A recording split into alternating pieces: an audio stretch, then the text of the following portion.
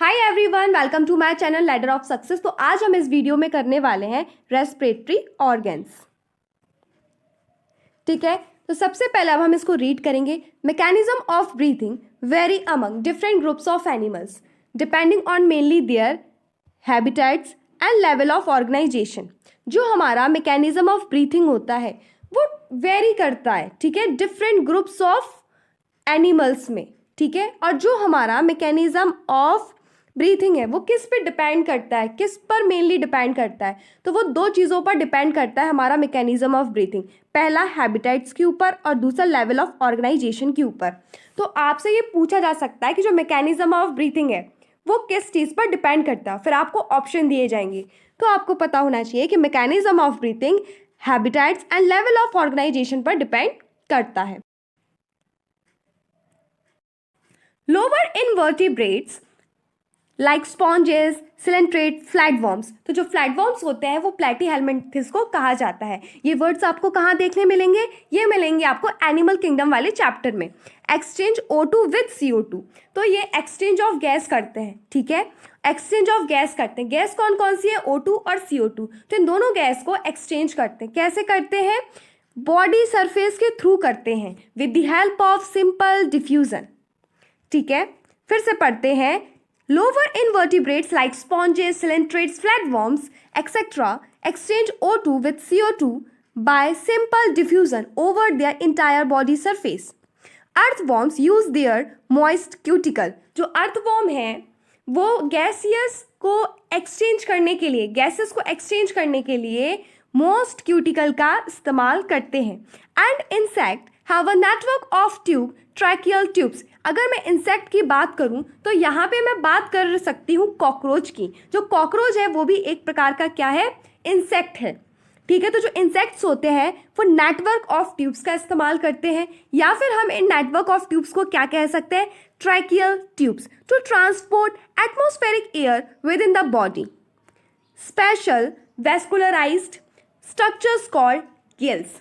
जो branchial respiration होता है ये किसको बोलते हैं? ये उसको बोलते हैं जिसमें गिल्स का इन्वॉल्व हो, ठीक है, जिसमें गिल्स का इन्वॉल्व होगा रेस्पिरेशन में। जिस रेस्पिरेशन में गिल्स का हम इस्तेमाल करेंगे उस रेस्पिरेशन को हम क्या बोलेंगे? Branchial respiration. Are used by most of aquatic arthropods. Aquatic arthropods जो होते हैं वो किसका इस्तेमाल करते हैं? गिल्स का। एंड मोलस्कास। जो मोलस्कास और आर्थ्रोपोड्स हैं ये नाम आपको एनिमल किंगडम चैप्टर में मिलेंगे। तो ये दोनों ही गिल्स का इस्तेमाल करते हैं रेस्पिरेशन के लिए। और ब्रैंकियल रेस्पिरेशन उसको बोलते हैं जो हम रेस्पिरेशन गिल्स के थ्रू करते हैं। Next, where is vascularised bag called lungs. Lungs यानी कि पल्मोनरी रेस्पिरेशन। ऐसी respiration carried out by lungs is called pulmonary respiration. यानी कि जो रेस्पिरेशन लंग्स के थ्रू होगी उसको हम पल्मोनरी रेस्पिरेशन बोलेंगे। Are used by the terrestrial forms of the exchange of gases, ठीक है। Among vertebrates fishes use gills. जो फिशेज होती हैं बच्चों वो क्या यूज करती हैं? वो गिल्स का यूज करती हैं। Whereas amphibians, reptiles, birds and mammals respire through lungs.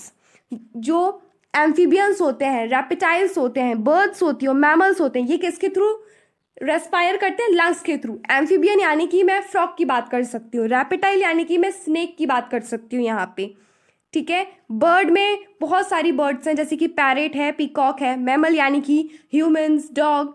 तो ये सब लंग्स की हेल्प लेते हैं रेस्पिरेशन के लिए। Amphibians like frog can respire through their moist skin. जो एम्फीबियन जैसे कि जो फ्रॉग है, ठीक है, जो फ्रॉग होता है ना बच्चे वो लंग्स से भी रेस्पिरेशन करता है और स्किन के साथ भी रेस्पिरेशन करता है। Cutaneous respiration carried out by moist skin.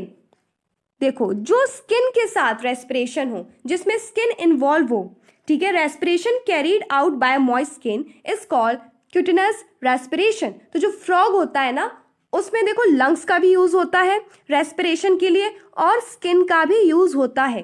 तो जो फ्रॉग है वो पल्मोनरी रेस्पिरेशन भी शो करता है और क्यूटिनस रेस्पिरेशन भी शो करता है।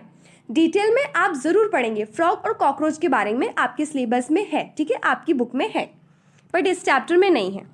तो अब इस चीज़ को मैं आप लोगों को अच्छे से समझाती हूँ।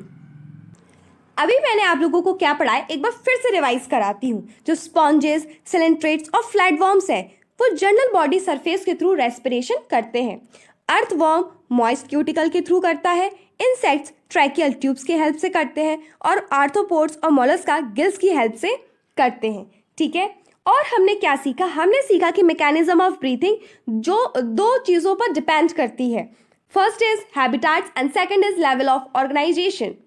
नेक्स्ट क्या सीखा? हमने सीखा कि यहाँ पे हमें इस चैप्टर में 3 टाइप्स की रेस्पिरेशन दी गई हैं।